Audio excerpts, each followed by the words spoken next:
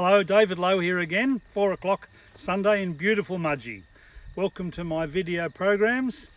Today we're going to talk about preservative free, and I'm going to explain to you what it means, the benefits of having no preservatives, and a little bit about aging and how you serve it. One of the objectives about making preservative free wine has been to find the market that are looking for wines that have no additives, wines that are vegan, wines that have as natural as you can get. Now, to use the word natural wine brings in a whole lot of debate, because people say wine is natural anyway. But this to me is the truest form of natural wine. And the wine that I've been making of this type, preservative free, since 2009 would be the most difficult wine I've made. I'm here in my health garb, my doctor's nurse's garb today, because I'm going to demonstrate to you why this is a really good drink to have if you're going to have a glass of wine. Hardest wine I've ever made for sure. And what we do with this wine is we push all the buttons for people who have allergens. I'm mildly asthmatic, have been for a long time, and preservatives like sulphur, which is 220 on the label, has some effect with me. I'm not chronic, I'm sensitive to sulphur. So when I first made this wine in 2009, it was really about keeping sulphur to an absolute minimum, in fact none at all. So there's a few things about the naming of preservative free. Preservative free means absolutely no preservatives in it. Nothing like ascorbic acid, which is called 300 or 301 sodium erythorbate, or sulphur 220, which is the main one you'll see in wine. And of course it's used in 99.9% of all wines around the world.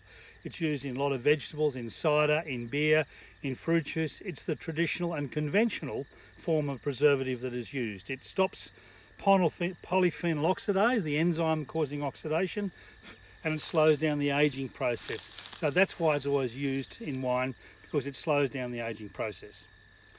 When you say preservative free, you must by law have no preservatives in it. There are other wines that you might say no added sulphur.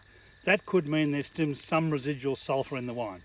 So when we make this wine, we use a yeast that we cultivate naturally from our own vineyard, and it turns out it produces no natural sulphur. We had no sulphur during the grape growing, no sulphur during the winemaking, and no sulphur during the bottling. That's why it's really hard, because wine is halfway between grape juice and vinegar. Without the use of sulphur or a preservative, it's very, very difficult. So when I first went about this style of wine, I looked at why would you add sulphur and found the reasons why I could exclude it. So we hand-picked the grapes. That's the first thing. When you machine harvest grapes, you do some damage to the fruits. It's crushed. The fruit oxidizes. A bit like when you eat an apple. When you break the skin, an apple will go brown. That's the effect of polyphenol oxidase. That's the oxidizing enzyme on the pith of the apple. Of course, the skin protects it. So that brown means it has some form of oxidation. So what I do in this case, I hand-pick the fruit. It's not damaged. It's partially crushed on top of in a tank full of yeast. Oh, for those who have just joined, by the way, it's David Lowe here. I'm just talking about preservative free. This is my program I hold twice a week called One Take Dave, those who came in late. So the fermenting wine then has no potential of oxygen, because the fermenting is giving off carbon dioxide, which excludes the air. There's been no sulphur added in the vineyard, none in the grapes, none in the winemaking process. At the end of fermentation, because there's no sulphur, the yeast converts to the secondary fermentation, which is a bacteria called leuconostoc, which converts malic acid to lactic acid, and that's very sensitive to sulphur. So not having any sulphur at this point means it races through its second fermentation in a matter of days. Then the wine is kept in a full tank, because again you can't have any air. Any air means the wine's going to go off. There is no protection, but it's got residual carbon dioxide. We keep it in a stainless steel tank. We hold it between 5 and 10 degrees C for 3 to 4 months until we bottle the wine. At no stage do we make any additions. There is no additions of tannin, no additions of acid. None of the fining agents would preclude it from being vegan. So at this stage the tank is full. Then when the bottling line comes, it's a mobile bottling line. We connect the pipe up just slightly above the bottom of the tank, because there's a bit of solids in it, and we don't filter it at all. You go straight to the bottling line, bottled as it's cold, labelled and stored and released later on after a couple of months. So effectively this wine has no sulphur. It It is fresh grape juice, alcoholic grape juice. I call it PF 500 for three reasons. The first reason is that we bottle a proportion of it in a 500ml bottle.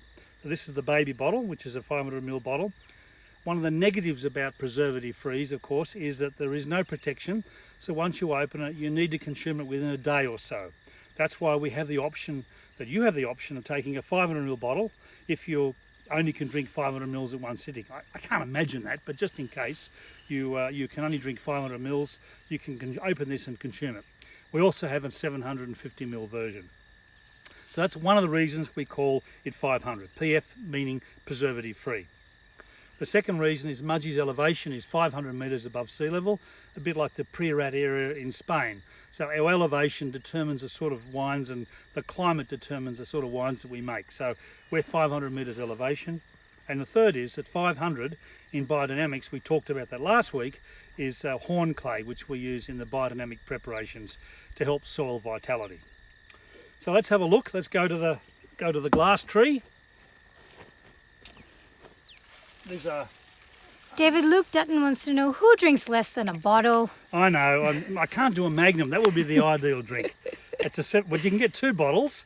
But if you do find that you can't consume it, you can either buy those little sachets of argon or carbon dioxide or nitrogen to purge any air out of it, and then gas it and put it back in the fridge.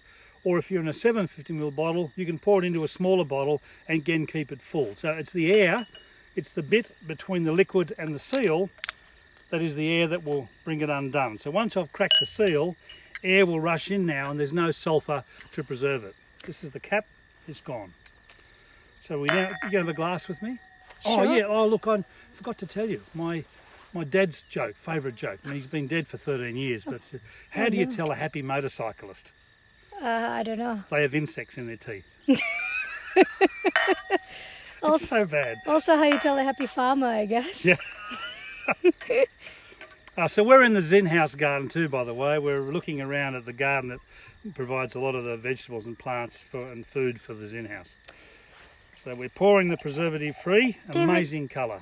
Our friend Brett Adams is going to have some PF tonight with some spag bol. Yes, What I do you love think of spag that bol with this. pairing? Yeah, well, I think it's a great dish to have it. Brett, have it slightly chilled. That's what I recommend. Yeah, you have one of those. Well, so that's... I'll leave this for Kim. Yeah. My next question was going to be, you know, a lot of people turn their nose up at cold red wine. What's the deal with that? Yeah, so the idea we keep it cold is to keep the oxidation limited. As it warms up, that speeds up the rate of aging of it. By having it cold and serving it cold, you reduce the amount of air that's in it for a start. But also, this is a bit like cordial. It's fruity, it's got no oak. We couldn't put this wine in barrels because that would oxidise it. Absolutely important that you keep any air away from it for the whole of its life when it's being made to when it's bottled, which is a period of 3 months. So we treat it like a fresh white wine with a lot more interest. We get a lot of people who have got Italian, Spanish or Greek background or French background whose family used to make wines at home. And when they try this wine, they say it reminds them of what their family used to drink, because these people used to make wine fresh and have it straight away as soon as it was made. And that's what it is. It's very grapey. It's Shiraz, so it's very fruit, like blueberry smells, a really amazing, or blackcurrant smell. And the charm of this wine is that it's got really soft tannins. Tannin is the dryness we talked about that is extracted from the skins and seeds and pips. In this case, it's quite soft in the mouth. It looks dark because often sulphur will bleach wine, but it's quite dark and very purple because that's a sign of its freshness, its youth. We also find that people ask the question, what happens with time? And when I first made the wine in 2009, those who have some left, I made the classic mistake of putting on the back label, drink within 1 year, because I had no idea how long it would keep. Anyway, by year 2, people started sending the wine back wanting a replacement because they said on the back label that this wine wouldn't be any good. And of course, it teaches you that people do read the back label, which is a good thing. So I had a whole lot of this wine from 2009, and over the years, I'm still drinking it. It is incredibly good. I had such a shock. The wine doesn't get better, but it doesn't get worse. So if you do find this wine and stored in your cellar, or someone else has got it and gives it back to you, It's going to, as long as it's stored cool, around 16 degrees or cooler, you'll get the shock of your life. The wine is still exactly the same as when you made it. That's a really important knowledge for me as a winemaker, because we got to stop using more and more of these preservatives. Organics is the guarantee the wine is low in sulphur, by the way. So the organic sticker that we have here, the organic logo, tells you how much sulphur as a maximum you can have. And in the case of the Australian Certified Organic, it's 115 parts per million. So all wines with an organic stamp have to have less sulphur than that, which is about half conventional. So organics does mean low sulphur, it doesn't mean no sulphur. That's quite an important point. That's the other question I get asked a lot. Does organic mean it has no preservatives? It doesn't mean that. It means that it's made organically and certified organically, but it has very low level of preservatives because we want to make wine without any interference. That's the natural wine part of it. So David, would you say 15 minutes in the fridge is good? Yeah, 15 minutes in a nice cool fridge. Serving it between 10 and 12 degrees is ideal. Of course, on a hot day it will warm up quite a bit, but having it too cold, let it warm up. Put your hands around it. We often find if it's really cold it'll warm it up, but I really like it as a fruity drink. Spag bowl, as Brett says, a really good mix with that. So I remember reading about spaghetti bolognese and the great Italian recipes apparently is when you use the mince, you put milk with the mince, and that you soak it up. So you use carrots and all that stuff, and you brown the mince, and you put water and wine in it. The great southern Italians apparently put milk in it and simmer with milk through it. It has a lot more texture. So would you decant the PF500? No, I'd serve it straight out. It's a fruit drink, straight fruit ball. Really purple, really fruity. Yeah. Bring the glass closer, I want to see the colour. So it's quite purple. Wow. And remember, if you want to share this with your friends, Facebook and Instagram. Facebook's Low Wines and Instagram is Low Family Wine Company. So fruity, soft, vivacious, really good concentration, quite aromatic. I'm going to try this now. Yeah, go for it. And again, it's not heavy, it's quite soft, it's quite fruity. I've got the 2009 is the oldest one I've made, and I've also made a white wine in times, but white wine is much harder to be preservative free because it's the colour, the phenolics that comes from the skins that gives you the antioxidant. It preserves it. So by having a red wine, which is preservative free, is a much easier job to do than white wine, because white wine, without the effect of colour, will age very quickly. And I made it out of Chardonnay and Verdelho in 2012 and 2013. I wanted to make a bit more this year, but of course we lost our fruit with the smoke taint.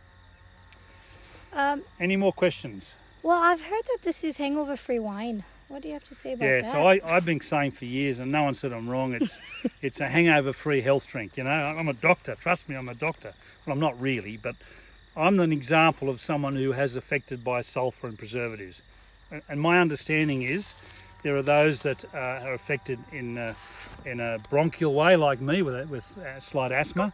Sulphur does affect me. I can be very clear what I can have and not have. I avoid sweet wine. I avoid cheap wine. If I've got the wines that are the cheapest are generally more industrial and there's a lot more sulphur in them. Organic wines are limited, as I said, with the amount of sulphur, so that's a good test. The other form of allergens we get is skin allergen and sinus allergen. Some people can, within 5 seconds, can tell a wine with high sulphur and they can't have it. But for me, and if they come and see me, they've always tried my wine at the cellar door, and to this date, after 12 years, no one has said that I'm wrong about this. So certainly the effect of sulphur on people, this is the one for them.